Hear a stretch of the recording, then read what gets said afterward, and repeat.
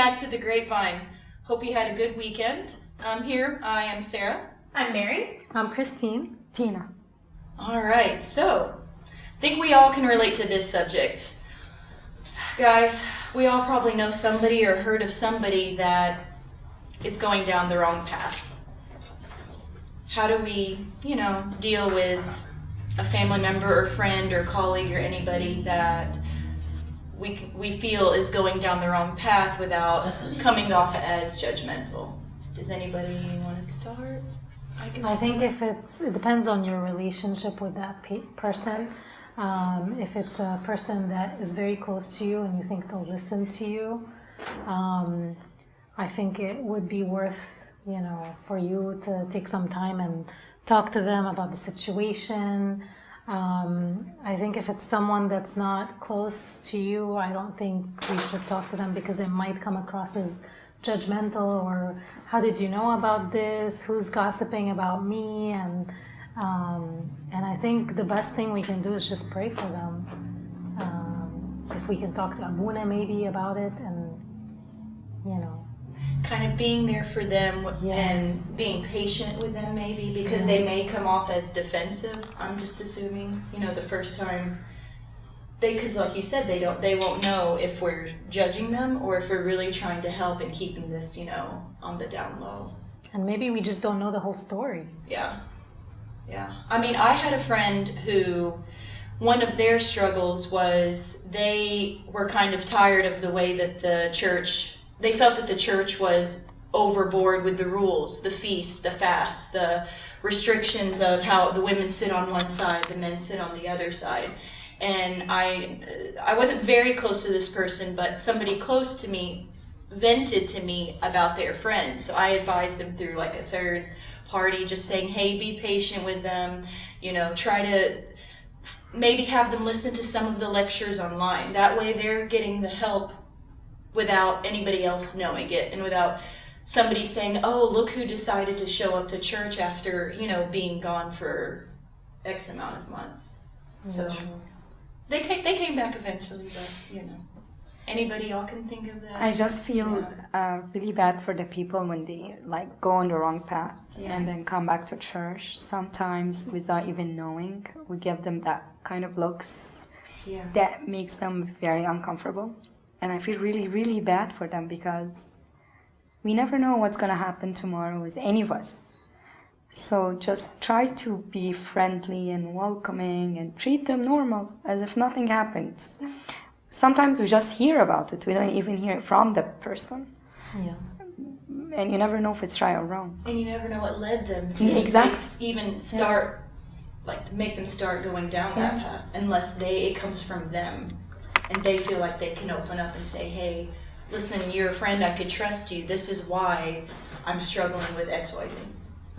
And do you think sometimes because of the parents, they're going the wrong way? Or it's the house, the church? I don't know. Pressure, society pressure, maybe. Or cultural pressure, or, Sometimes it's a combination. It's a little bit of everything that...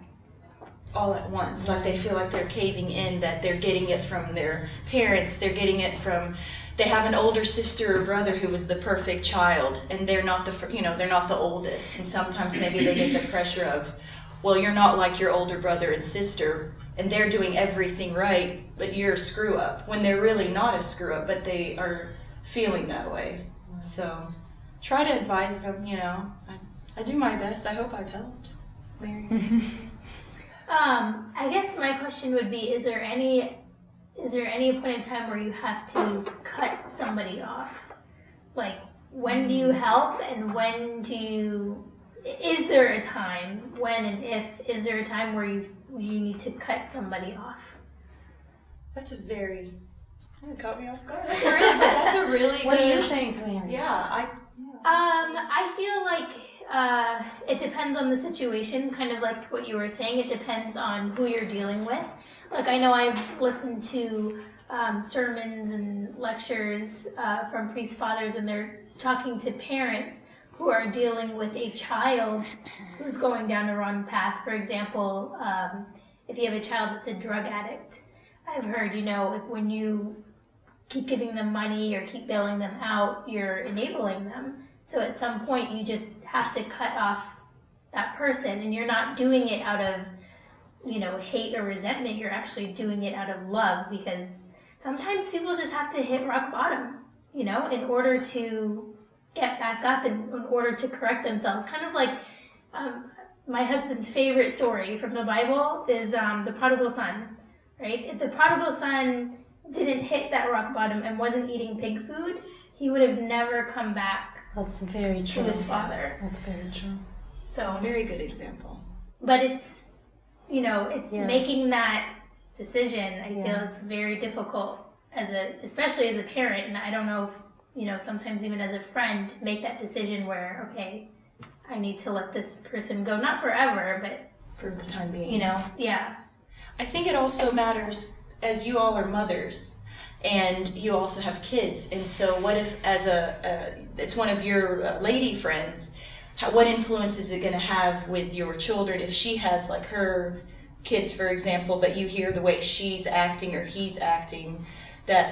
Do you see what I'm trying to say? Like, maybe this is one of the good reasons to cut somebody off, because it impacts the family, is what I'm leading. Like, he or she may give an example of a way they do something that could be going down the wrong path in another form. And so when you asked earlier, what do you think are good reasons to cut somebody off? What I'm trying to say is if it impacts the family. If it negatively impacts. I've also read somewhere that God puts people in our lives and sometimes takes them right back out for a certain reason. So maybe you were put in, just for example, you were put in that person's life who's going down the wrong path so you can better them. But you had to be the one to exit that friendship because you already served the purpose for that friend.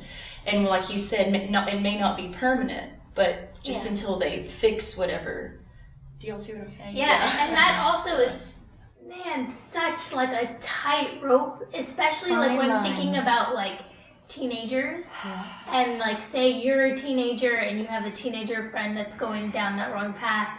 It's one of those like you want to be supportive with your friend and bring them back, but at the same time, you don't want to get burned yourself. And a lot of teenagers don't even think that way. They think, I'm strong enough, have enough self-control, whatever. I can go down this path because, for my friend's sake. And a lot of times I think as parents, we see like, no, you can't. Yes. But man, that's a really... I think it's harder as an adult, how do you know when to cut off the friend past the teenage phase? Like when you're adults, mature, whatever. That's what I've personally had that struggle myself. Friends that, in my mind, I'm like, but I've known them since I was 15. I've known them since, how can I cut somebody off that I've known half my life or most of my life? But for me personally, it's after I felt like there were so many instances over time. Like, okay, I forgave them for this, but they still messed up. I was there for them for that, but they still messed up. It's like, for me personally, it's like, there's only so much I can take as a human being, even as a Christian, even though they preach forgiveness and we preach this. Well, and I think in that instance, there's a difference between forgiveness and trust. God says, forgive 7 times 7. You always offer forgiveness, no matter what I think somebody that's what does. You're right. Good. You always offer forgiveness, but that doesn't mean, you trust them fully, That's right? very Like, true. the church doesn't say you have to be 100% trustful of every single person that walks down. Yeah. Trust needs to be earned. I think forgiveness is instant, but trust takes time. Very true, Mary. Yeah. Very true. Thanks. What do you guys think about when to, like, how many chances can you give somebody before you forgive them, but before you can trust them again, if they even get that chance again? Again, it depends on the person and depends on how close you are to them and how much your friendship means to that person or the other way around. If it's somebody that's close, I'll give them as many chances as they need. And if you can confront the person and say, listen, I truly care about you, but I just don't agree with what you're doing. And, let me know if there's anything I can do. I'm here for you, but I just can't contribute or help you Until you just fix get it. worse. You know, I can help you get better, but I just can't see you, can't watch you, you know, go through this, and I can't be supportive. It's hard. I think we all like can think of somebody or a couple of people in the back of our minds while we're discussing this. Of course, we're not going to mention names, but and thought about how we've personally dealt with it, or how we've known how our friends have dealt with one of their friends that have, you know, they come talking to you, hey, this friend so-and-so is really upsetting me again. They did this to me again. Any advice, you know? So we've all probably... And it is harder when it's a family member, because you can't exactly... Go away. The cut off. You might be able to cut off from a little, to a certain extent, but not completely.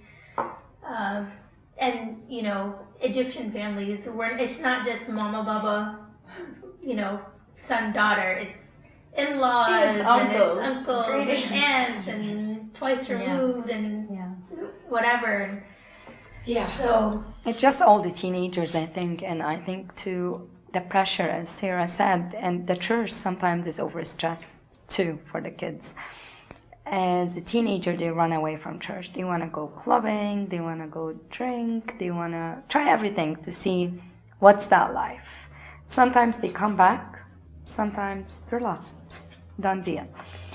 But I don't know, we just have to put the responsibility back to the parents, because sometimes work is very stressful for them. They don't have time to come back home and listen to their kids' problems, right? Don't you think so?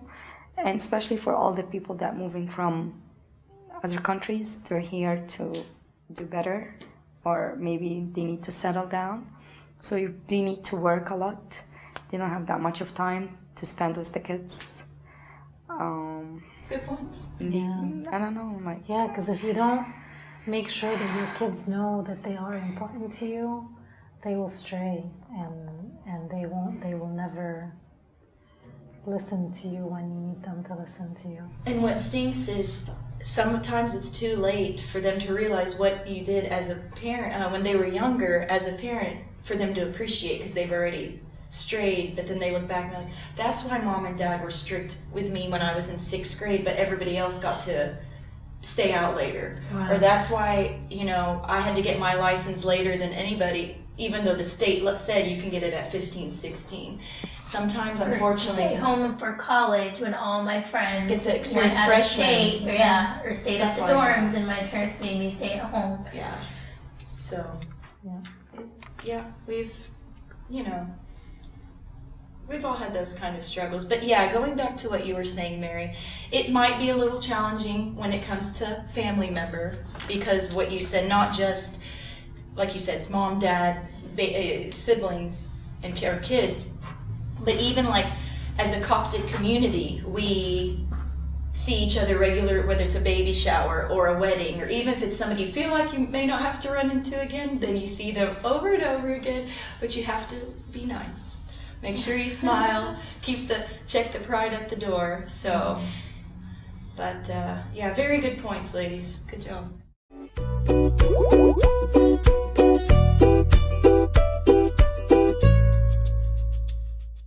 Hey guys, welcome back. We are now in the second half of our show, and we're going to discuss a spiritual topic. So, prayer.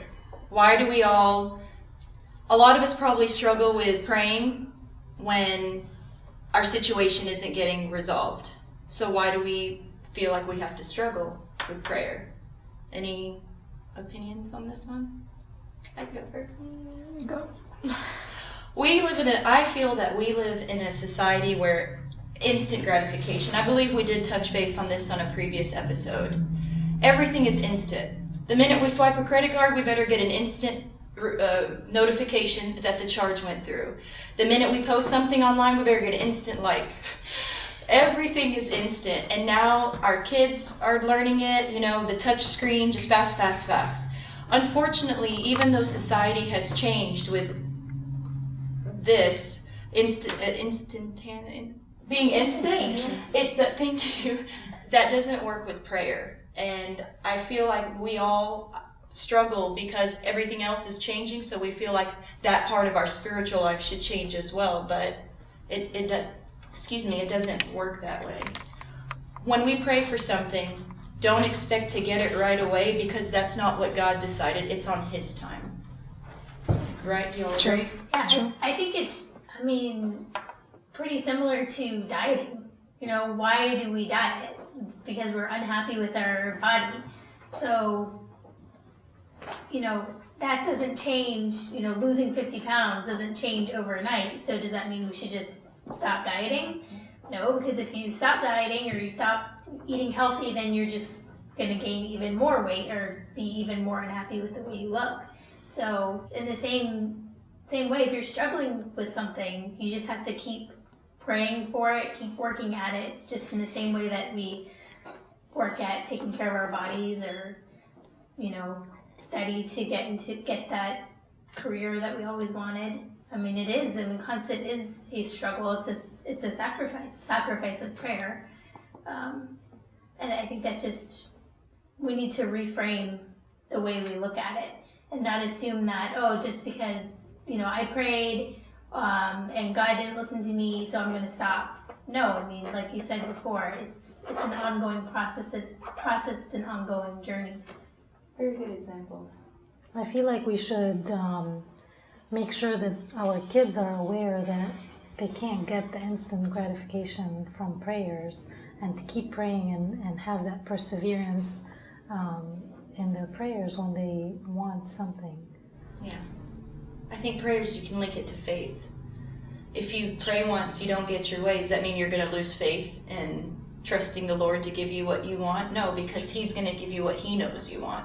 Whether, again, I feel like we talked about this in another episode, but whether what you're praying for you're going to get tomorrow or whether you're going to get it 5 years from now.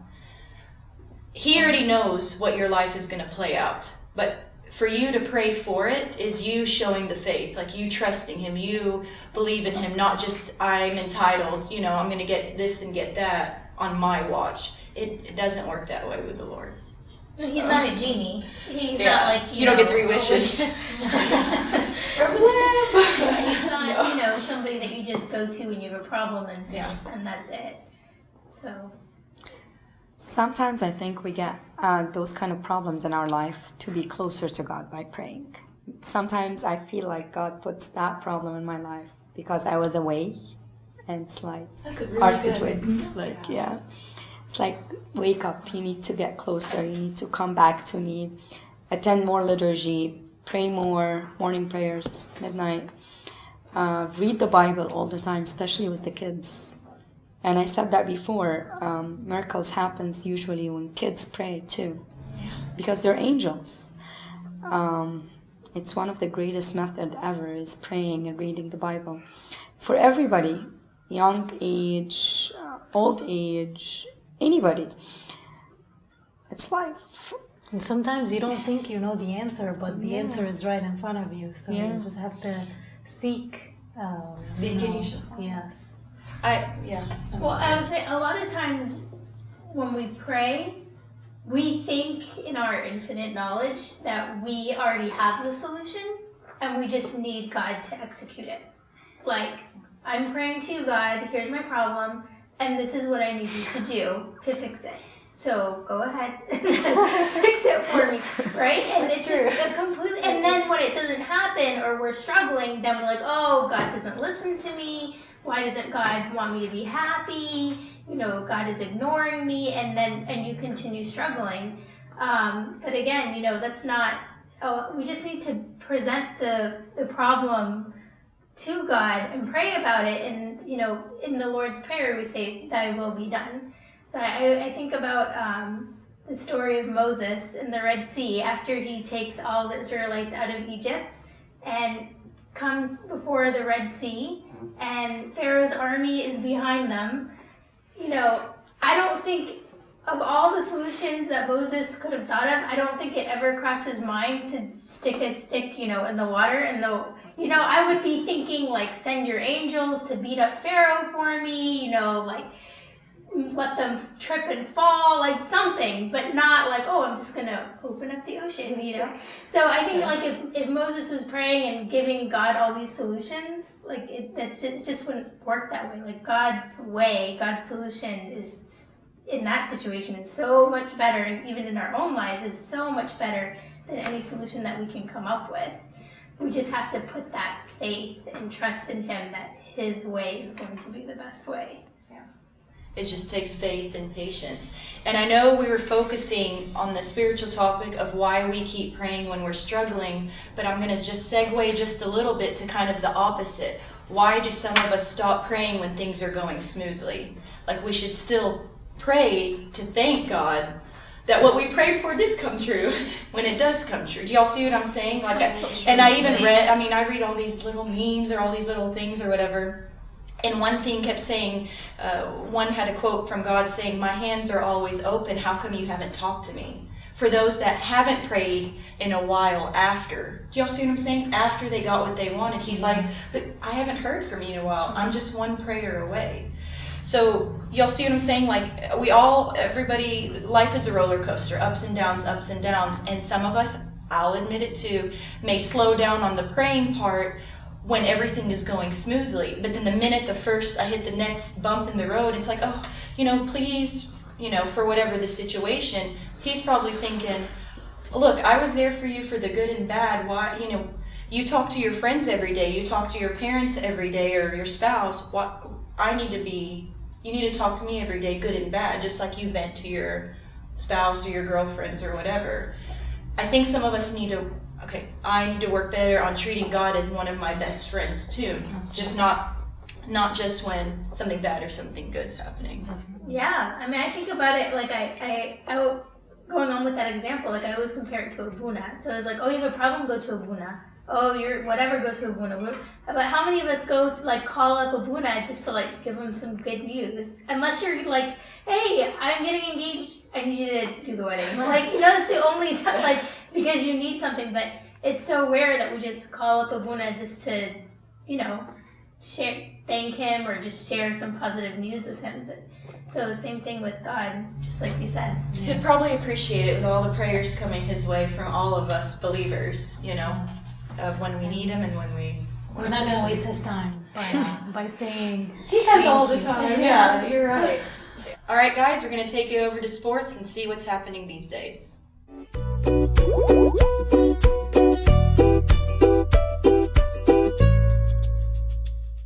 Hey guys, we're out here in Orlando today. It's a beautiful Sunday afternoon. We're going to cover the sports section for you. I'm Jonah. And I'm Tony. And this is the sports section on CYC. Now we're missing some of our regular guys, but I think Tony and I can take over for him this week. Yeah, Mina Hakim and George Yakub, great guys on this show, and couldn't make it this week, so we'll be covering for them. Hopefully they'll be back next week. And this is what we got in the NBA. We got a couple good trades. We got a couple good games. One of the biggest trades was DeMarcus Cousins going to New Orleans to add on that team with Anthony Davis. That was a really big trade. Do you think the All-Star game had anything to do with that, or just something that was about to happen? I think it was something that was, in the process after the All-Star break is when the trade actually happened. So it was definitely, something that had to go along with the All-Star game. Okay, so they just had to keep it under wraps till that weekend's over. Yeah. Okay. We also have another trade to the Cavaliers to join LeBron James. Mr. Darren Williams leaving the Mavericks to go play with LeBron, Kyrie, and Kevin Love. That's going to be a solid team. What do you think about that? Oh, they had to make some moves so they could challenge the Warriors. The Warriors picked up Durant, made a super team. It almost seems like the championship's a done deal, doesn't it? Well, we'll see. We'll see later on in the season. There's a couple of teams that are playing as the underdogs, so we don't want to sleep on the underdogs. New Orleans being one of them. What do you think about last night's game? LeBron James sitting out versus D Wade, Chicago. That was a pretty big game. It's not a good move. He has to be on the court. He's a player. Sitting on the bench isn't going to help his team out. And he's the type of guy that doesn't need any breaks. He's a big time player. He's a big time player. They actually Chicago got the win. D Wade almost racking in a triple double. Getting the win away. And LeBron James, took the L last night. But we got a more entertaining game last night. The Warriors versus the Nets. The Warriors dropping almost 30 points in one quarter. That's pretty impressive. Well, honestly, man, with the Warriors, nothing's a surprise anymore. Anything could happen. Steph Curry gets hot. It's threes after three after three, and it's unstoppable. Yep. Let's see what we got here. Boston Celtics are looking pretty good in the Eastern Conference, moving their way up. You know, a lot of teams underestimated them at the beginning of the season, and they're moving their way up. The Boston Celtics looks like they might be, you know, a big contender in the playoffs this year. You know, the Celtics are no joke. They got the history behind them. They're kind of flying under the radar right now, and I wouldn't be surprised if they do good stuff in playoffs. Yeah, that's right. That's right. Okay, we got Magic Johnson is now the operator of the Lakers, Los Angeles Lakers. He looks like he's making big moves with that. You know, Magic's a big guy. Magic doesn't mess around. He's a businessman. He knows what he's doing, and I think he's gonna bring the Lakers back to those championship winning days with Kobe and Shaq. That was definitely a business move, and I actually like it. I think, you know, he's gonna rearrange that team, and they're gonna do well this season. They're gonna do well in the future. You can't go wrong with him. He's a successful guy. Yeah. So that's pretty much it for the NBA. You know what I'm saying? We had some good trades and we have some good games. We're now looking, you know, after the All-Star break, this is kind of when the second half of the season starts. Everything kind of gets serious. We're coming into playoffs, coming into, you know, the finals. So now the second half starts. Game's on. This is the big time. This is the big money time. This is when people have to show up. Yeah. Well, what do we got in soccer? I know soccer's, you know, had a pretty busy week. Soccer's been all over the place. We had the Champions League last week. The biggest news there was Barca getting killed 4-0. I saw that by PSG. But you know, that's old news. The biggest thing today, if you remember last year, Leicester City won the championship in the English Premier League, and they actually fired their coach. Wow. A couple days ago, they fired the guy that took them to the championship against all odds. You know, it was 5,000-1 odds, and they fired him. But he was classy about it. They're on their way down to the second division, so it's not good. Yeah. But Chelsea, have you noticed, Chelsea's been on fire. Chelsea has been on fire. I've been watching them play. You know, they're really in rhythm. They look like they, you know, they're big contenders this year. They're not messing around. They're up by like 9-10 points in the Premier League. Yeah. I don't think anybody's gonna catch them. Other big news today: Man United took the EPL Cup home. Yeah. First piece of silverware for Jose Mourinho with United. That's a big deal. Yeah. I really like that team. I like how they play. They play with a lot of heart. They play with a lot of hustle, and that's a good team. Well, they got a lot. They got a lot to prove. United spent hundreds of millions of dollars on transfers. They got a lot to prove, man. That's a lot of money. That's a lot of money for a lot of people. Yeah. Spanish league. You know, Real Madrid dropped a couple points last week. Opened the door for Barca. Barca came through. They had the big win away at Atletico, 2-1. Messi showed up. Rafinha showed up. Yeah. Everybody, they showed up, took care of business, and you know now they're leading the table. Yeah, it was getting messy out there. It was getting real messy out there. Messy. No, that was a good game. So you know, with Barca, a lot of injuries, but they're trying to show up. They got the big three up there. They're trying to show up. We'll see how it goes by the end of the season. Yep. Real Madrid also, you know, sticking with it. Cristiano Ronaldo's been having a couple, you know, off days. He's had a couple bumps, but he's a big time player. I think he has to show up, or it's not gonna work. No, he's a big time player. Yeah. But you know, that's what we have for you. I'd keep up with next week. We got a lot of big games. Yeah. This is a time of the year where championships are won, isn't it? Yep, exactly. I actually have one fun fact for you guys.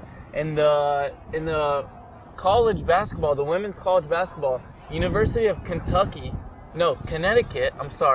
went 100 games and 0. They have not lost a game. 100 games and 0. That's pretty impressive. University of Connecticut. That doesn't happen by accident. They have not lost a game. It's pretty impressive. That's impressive.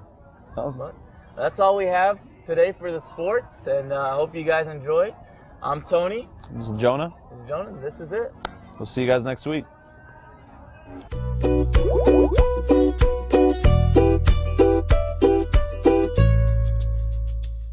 Hey guys, thanks for joining us for another episode of The Grapevine. We'll see you next time. Good night. Good night.